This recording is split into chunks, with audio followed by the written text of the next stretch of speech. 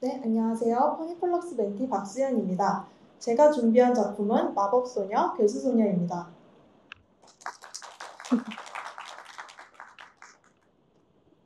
먼저 작품 개요를 말씀드리겠습니다. 장르는 성장, SF 판타지, 디스토피아, 개그이며 시즌당 11분짜리 12편으로 총 2시즌으로 구성하였습니다. 타깃은 덕질 문화에 익숙한 청장년층과 오타쿠 유저층입니다. 형식은 2D 애니메이션으로 유튜브 성 공개와 쇼츠 병행으로 밈 확산을 유도하고 OTT 진출을 목표로 하고 있습니다. 이 작품의 핵심은 기존 마법소녀물의 구조를 비트는 것입니다. 기존 마법소녀는 괴수를 물리치는 정의의 존재로 그려지지만 여기서는 괴수를 덕질하는 무허가 마법소녀가 주인공입니다. 이를 통해 착취, 성장, 정체성, 혼란 같은 사회적 메시지를 유쾌하게 전달하며 SNS 밈 문화 세대가 공감하고 자신을 투영할 수 있는 새로운 마법소녀상을 제시하는 것이 목표입니다.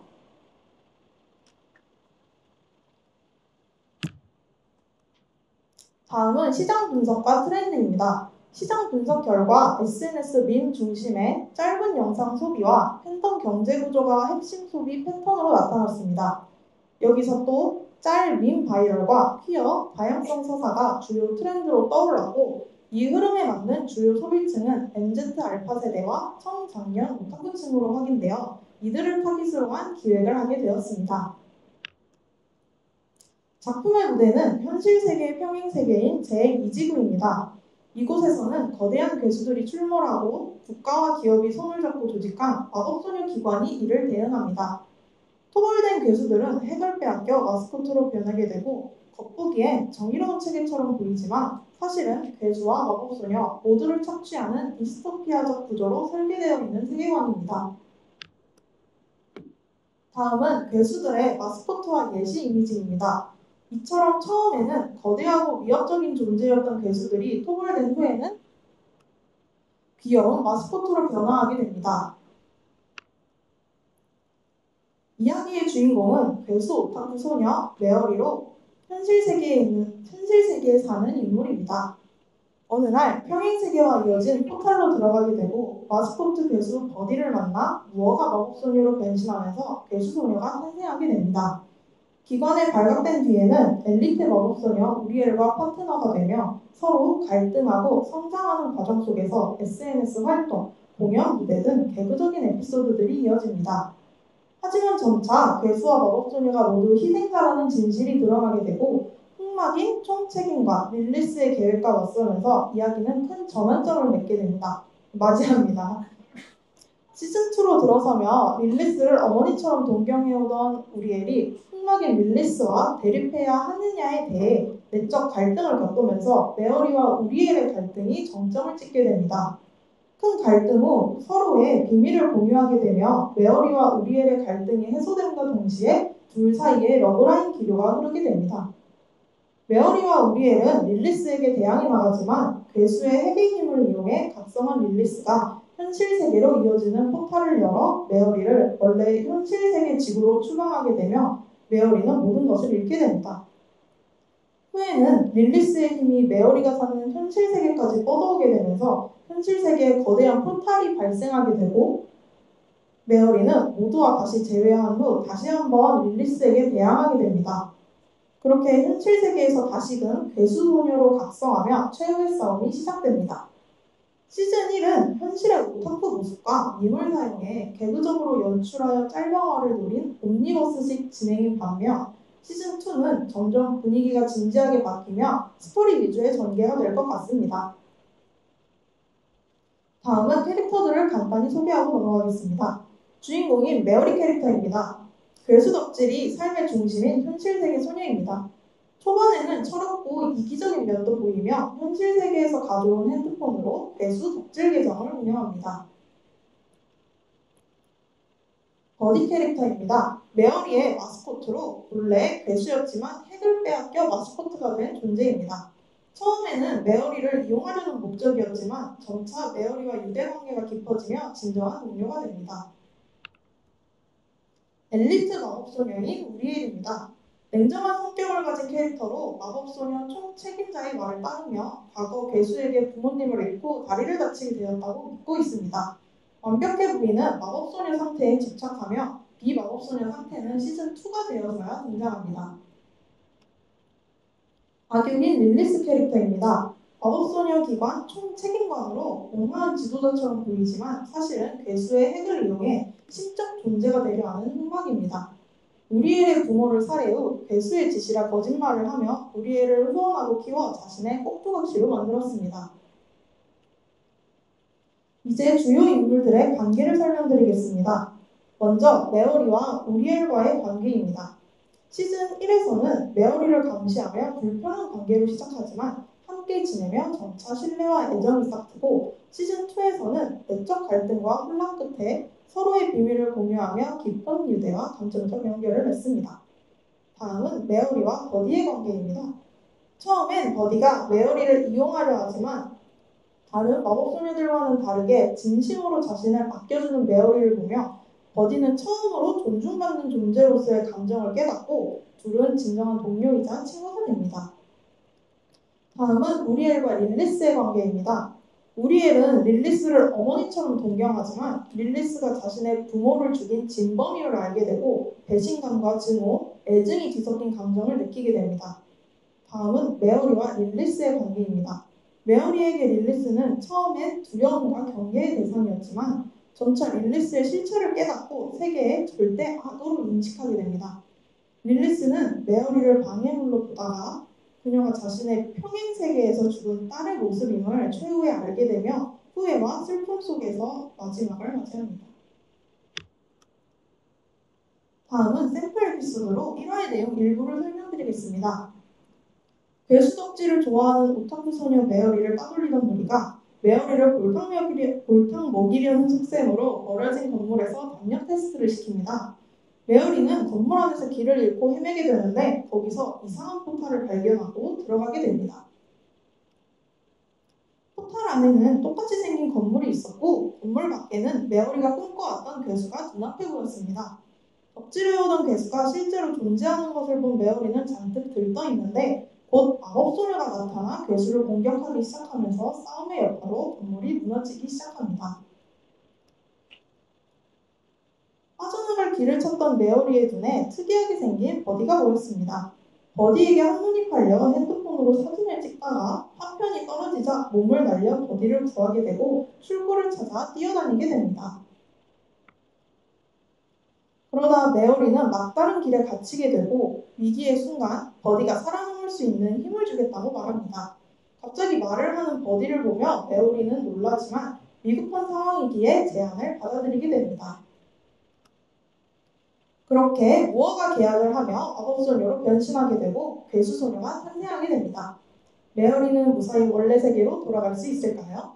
에피소드 설명은 여기까지 하겠습니다.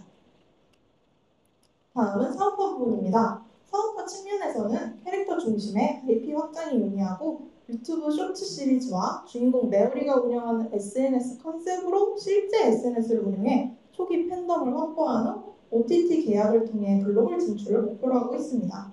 오프라인 이벤트나 콜라보 카페 같은 연계 사업도 고려하고 있습니다. 이번에 보여드리는 것은 굿즈 생산 예시 이미지로 버디 마스코트 인형, 피규어 등 이처럼 굿즈화가 가능한 요소들을 시각화해서 보여드리고자 했습니다. 이상 발표를 마치겠습니다. 감사합니다.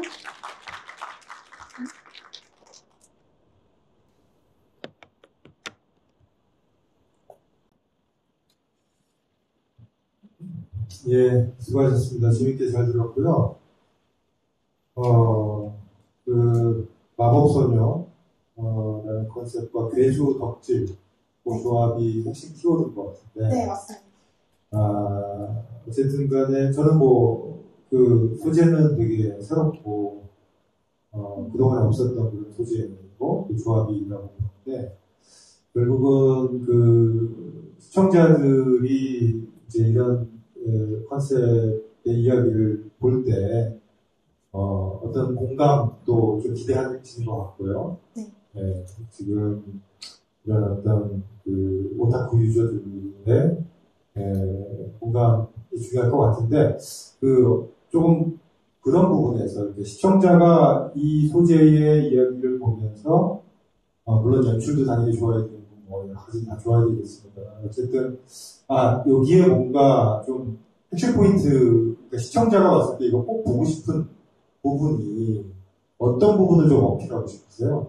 이런 어떤 괴수 덕질이라는 어떤 유니크한 소재 다 좋은데 어떤 부분에서 조금 이제 시청자가 이거 좀 꼭 보고 싶다라는 마음이 들도록 하는 부분이 제일 중요할 것 같은데 크리에이터로서 기대하는 부분이 어떤 게 있을까요? 저는 우선 일단 괴수 디자인이나 이제 마스코트화 됐을 때 이제 좀 양면성을 보이는데 이제 좀 오타쿠 유저층에서 보면 정말 괴수와 같은 정말 무섭게 생긴 걸 요즘 괴수 8호 애니메이션이나 이런 류에서 보면 좀 징그럽게 생겼다고 느낄 수도 있지만 그걸 오히려 좋아하는 층들이 있기 때문에 그쪽 층도 저는 노리고자 하였고 이제 마스코트화를 하면 귀여운 캐릭터 상품화가 가능한 조그만 캐릭터들이 되기 때문에 그것 또한 요즘 수요도가 MZ 달파 세대에서 높다고 생각되기에 그 두 가지를 노리는 게 저는 중점으로 생각하였고요. 그리고 이제 오타쿠 유저층이라 하면 약간 본인과 비슷한 덕질을 하는 모습에 조금 또 많은 소비력을 보이는 걸 제가 목격한 사례가 있었는데 그 사례에서는 이제 애니메이션 자체에서 저희 오타쿠 유저층과 비슷한 실제로 어떤 캐릭터를 덕질하고 약간 부끄러운 장면임에도 그런 걸 애니메이션화해서 하니까 밈으로 오히려 계속 전파되면서 그 애니메이션을 모르는 사람들조차 이거 우리가 덕질하는 것과 똑같다 이러면서 계속 유명해지는 걸 보고 저도 그런 자연스럽게 퍼져서 이렇게 바이럴이 되도록 노리는 것을 중점으로 생각하고 있습니다. 좋습니다. 저는 이 크리처인데 네. 이거를 어떤 환경 설정이나 일단 세계관이 잘못할 수도 있는데 네. 디스토피아적이라고 하셨는데 네. 그게 어떤 시스템에 의해서 이게 괴수랑 인간들이 양립하는 거죠? 네, 맞습니다. 그런 설정이 좀 잘 안 보이는 것 같아가지고 그게 설정이 잘 안 보이지 않으면 공감이 안 될 거고 팬덤이라는 현재의 화두에 덕질과는 잘 맞물리는데 네. 처음에 환경 설정 어떻게 해서 괴수하고 인간들이 공존하게 됐는지 설정을 좀 더 설명해 주실 수 있을까요? 저는 여기서는 시간 관계상 제가 생략을 한 부분이 많았는데요. 이제 처음에는 애초에 괴수가 이제 우주에서 존재하는 존재들로 저는 설정을 하였는데 그게 이제 지구에서 보통 저희가 그 우주에 쏘아 올리는 메시지들이 실제로 존재를 합니다. 그러니까 그래서 그거를 보고서는 이제 그런 걸로 우호적 관계로 왔던 거지만 이제 인간들은 착각을 해서 침략을 당하는 거다 해서 서로 싸움이 발전된 게 계기로 이제 괴수들은 처음에는 공격을 하러 온 건 아니었지만 이제 제가 보여드렸다시피 여기를 보시면 릴리스 캐릭터가 있는데요. 이 캐릭터는 그 사실을 암에도 이제 자기가 이 괴수의 핵을 이용해서 신적 존재가 되기 위해 그것을 이용하기 위해서 괴수들은 침략을 하는 것이고 저희는 마법소녀 기관을 만들어서 괴수들을 마스코트화해서 이용을 해야 한다라는 생각을 가지고 있는 캐릭터라 괴수들도 결국에는 본인의 동료를 공격하는 셈이 되는 거고 동료들은 이제 자신의 동료가 돌아오지 않으니까 찾으러 오는 건데 이제 갑자기 공격을 당하니까 그런 이유에서 저는 좀 이제 디스토피아적 구도를 보여주려고 했고 마법소녀 존재 자체도 제가 여기서는 생략을 하였었는데 원래는 이제 보아나 이제 좀 지원이 필요한 아이들에 한해서만 이제 이 마법소녀가 되지 않으면 삶을 이어갈 수 없도록 일부러 기관에서 그렇게 교육을 하고 착취를 하는 대상으로만 키우자라고 하는 게 이제 겉으로는 선의의 기업이지만 속에서는 그런 어두움을 갖고 있다라는 착취적 구조의 디스토피아를 저는 좀 설계하고 싶었습니다. 알겠습니다. 네, 그래서 고생하셨고요. 저 하나만 좀 여쭤볼게요. 네. 제가 스토리 잘 아직 이해가 안 되는 부분이 있는데 그걸 다 좀 해소하기 힘들 것 같고 이 기획은 언제부터 생각하셨는데? 저는 이번에 처음 생각하게 된 겁니다. 원래 그러면은 좋아하는 이런 장르가 이제 이쪽이었던 건가요? 원래는 좀 괴수 쪽을 더 좋아합니다. 네. 아까 뭐 퀴어물 이런 네. 거 하셨는데 지금 특이하게 보니까 이제 그 다 여성 캐릭터가 네, 나와요. 맞습니다. 이 안에서 이제 이런 어떤 그 애정과 또 네, 대화 맞습니다. 이런 게 좀. 근데 설명하실 때 그거는 잘 안 느껴졌던 것 같은데 그 주 세 캐릭터가 있었잖아요. 네, 그 하나는 어머니였다고 했고 네, 그 맞습니다. 캐릭터는 친구라고 하셨는데 그러면은 여기가 어떻게 누가 이렇게 애정이 관계 지금 있죠? 메어리와 우리엘이 처음에는 이제 우리엘이 감시자의 역할로 붙어있는 파트너라서 서로 싸우기도 하지만 이제 옴니버스식 진행인 시즌 1에서 점점 마음이 이제 그 메어리의 밝은 모습에 감화되기도 하면서 이제 시즌 2에서 서로의 비밀을 공유하게 되면서 좀 러브라인 기류를 타는 것으로 거기에서 퀴어적 성향을 조금 넣으려고 제가 생각을 했습니다. 이쪽은 아닌 거예요? 릴리스 쪽은? 네, 릴리스 쪽은 그냥 악당으로만 등장하는 것으로 했습니다. 네, 알겠습니다. 네, 수고하셨습니다. 감사합니다. 네.